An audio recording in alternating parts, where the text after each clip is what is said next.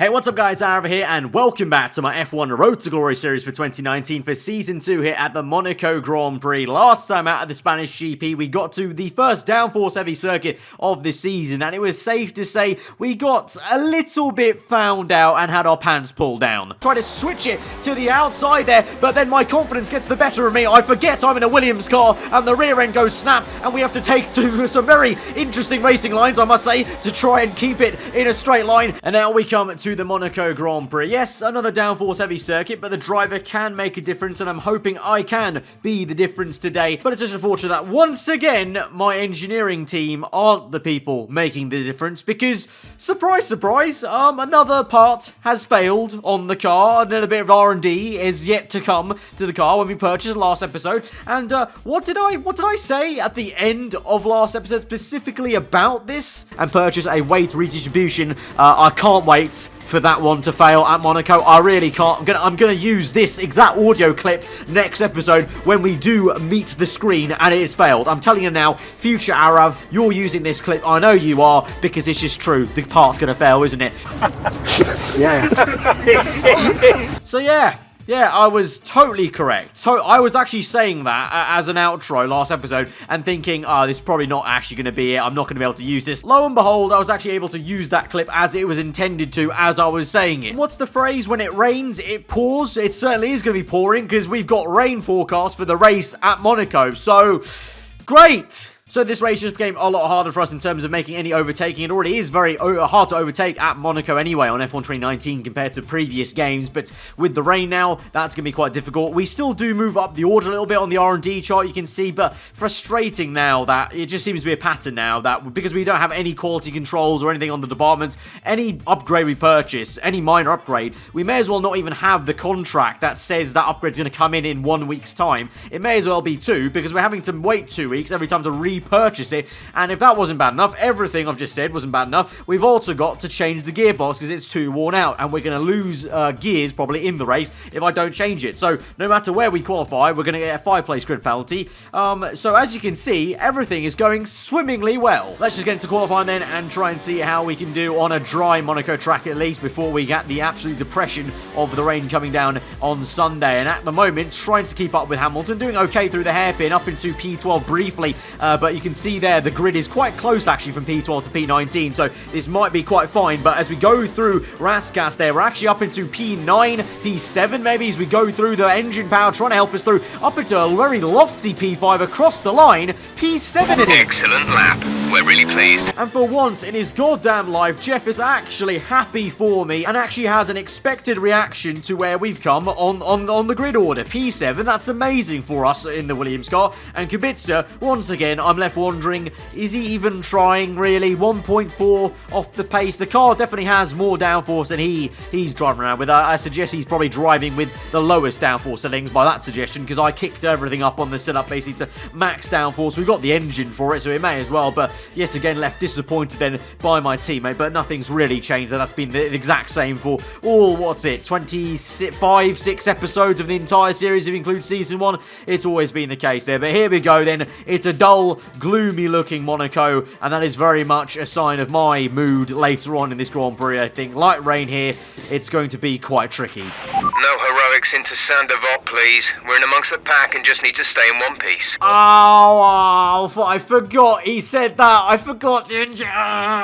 Jeff said that. Every single Monaco, every single one, without fail, he's going to tell you, be careful at Sandoval. I know, Jeff, I know, I've heard it about 50 times. Don't need to keep saying it. So strategy for today's race, as you can clearly see, is absolutely thrilling. So many different pit stops being made, so many different strategies and numbers being crunched for this one, lads. It's gonna be a thriller. So let's just get into this then and have the misery be over. We start from P12, unfortunately, with that grid penalty, but here we go then. So 5 red lights to the Monaco Grand Prix, a very wet Monaco Grand Prix. The lights are out and we're on the way. It's actually initially a good getaway for us, trying to overtake Lance Stroll maybe around the outside. The two Alfa Romeos have done very well indeed, actually, in quality to say they're the worst car on the grid. And of course, they're our main rivals, really, on R&D on the chart there. So we've got to try and get ahead of the Canadian there, using the engine power to good use. Of course, even with higher wings, the car is pretty damn powerful still in a straight line. We get down the inside of the Canadian, going to sweep out wide and get the place booked in for P11. We've got Pierre Gasly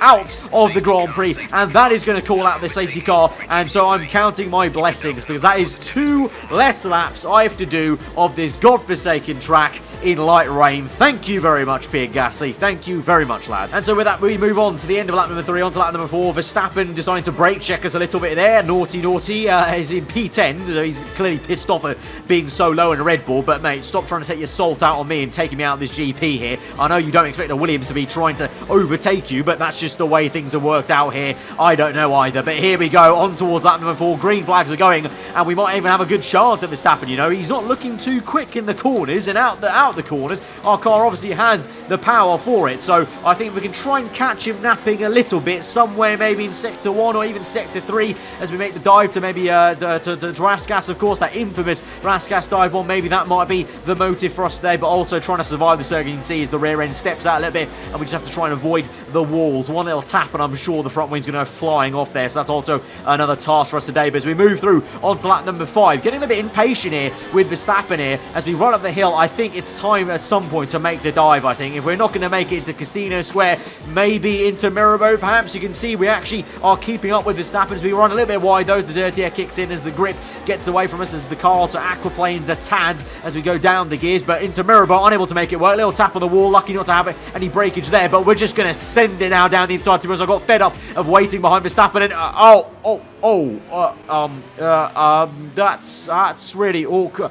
Hey, look over there, guys. Look over there. Do you see that yacht? You know that yacht? Let me tell you about that yacht. That yacht was actually the Prince of Albania's. And if you look over there to the other side of things, you will start ignoring the fact that I just took Verstappen out. Let's just carry on with the race, shall we? Moving on later to lap number 5 here. Nothing's gone on absolutely in this Grand Prix. Just a fabulous overtake on Verstappen, wasn't it? It went out in such a blur that I think we've actually lost the replays. There will be no replays of that pass, because it was just so fantastic that the FOM recorders just lost it. Basically, it's just lost. Much like my sanity in the series, it's just gone. It's just gone. I can't really show you it again. So we move on then to chasing after Sergio Perez. The engine again overheating a little bit. Surprised by that, because I'm sure the guys back at the factory left some sort of hole in the engine cover by mistake. So I'm surprised the water falling down from the sky is not cooling the engine that way. But hey ho. But we're left frustrated again, like we were with Verstappen on lap number 7, still stuck behind Sergio Perez. It's really not his fault, actually. It's Magnussen that appears to be a little bit slow in that Renault there. So can we make a pass on Sergio Perez? Not quite there. Jesus, into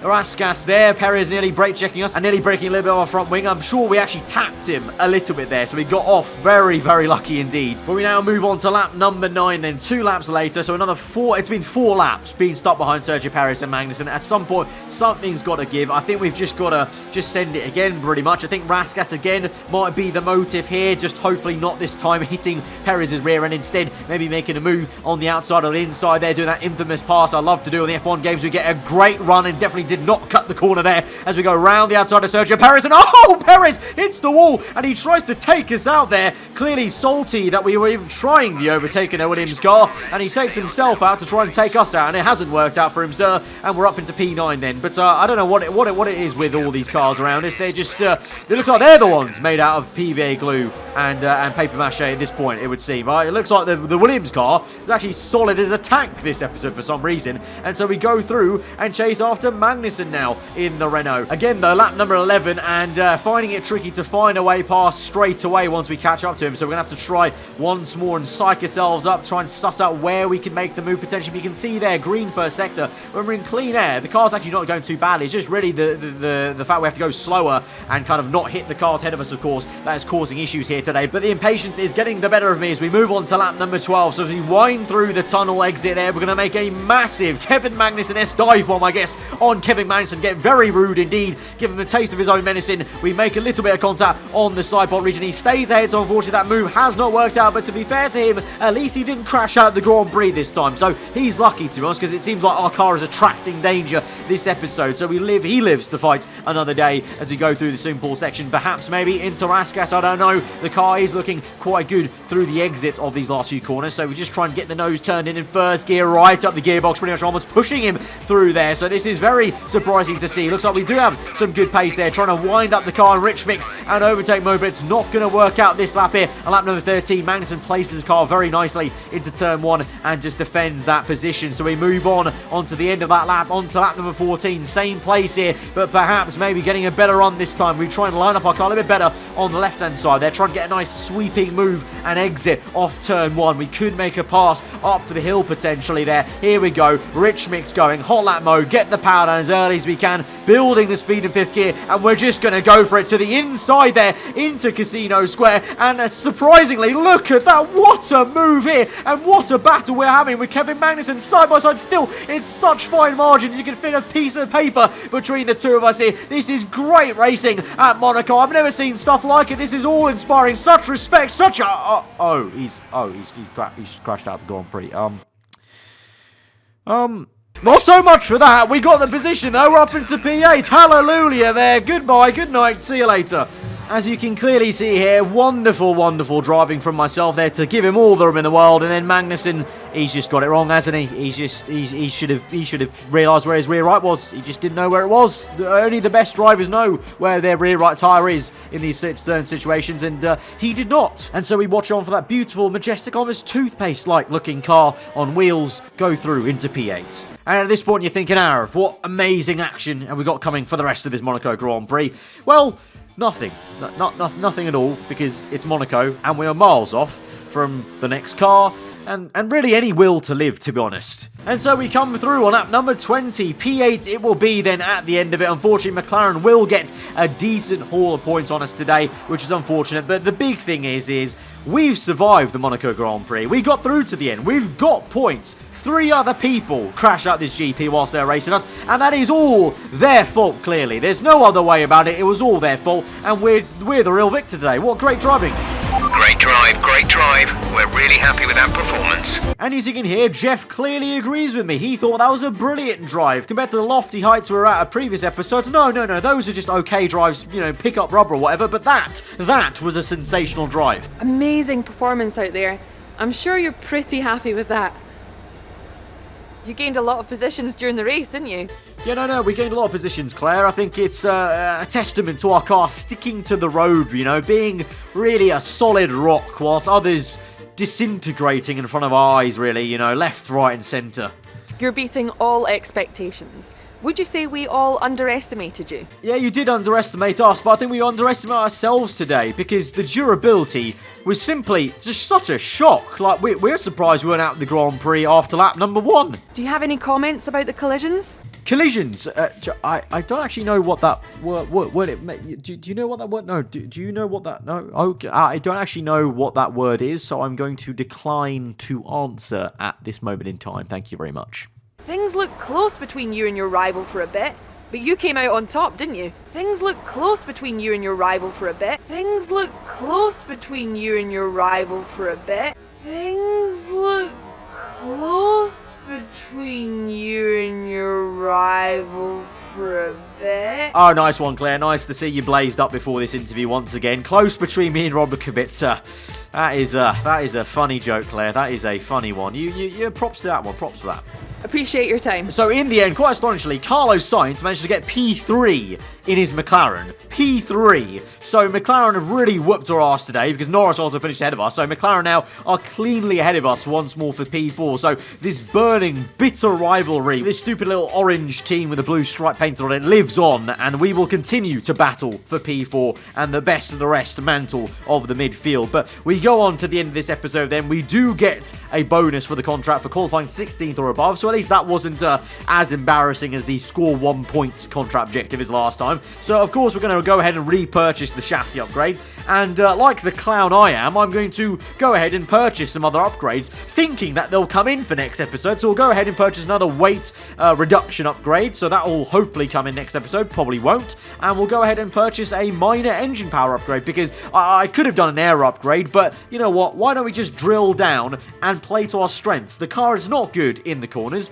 Let's just try and make it even better in the straights. You know, that's surely not going to affect the handling in the corners and make it even worse. Surely not. So guys, if you did enjoy that absolutely scintillating Monaco Grand Prix, then be sure to smash the like button. Let me know your thought in the comments below. If you are new around here, do subscribe for weekly Formula content. I've been Aaron. Hope you was there. I'll see you guys next time. Goodbye.